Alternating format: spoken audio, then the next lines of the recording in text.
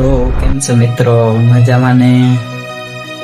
તો હું આ મારો વિડીયો બનાવવાનો એક કારણ છે, કેમ કે હું ઘણી વાર વિડીયો બનાવું છું તો લોકો મને એવું કહી રહ્યા છે કે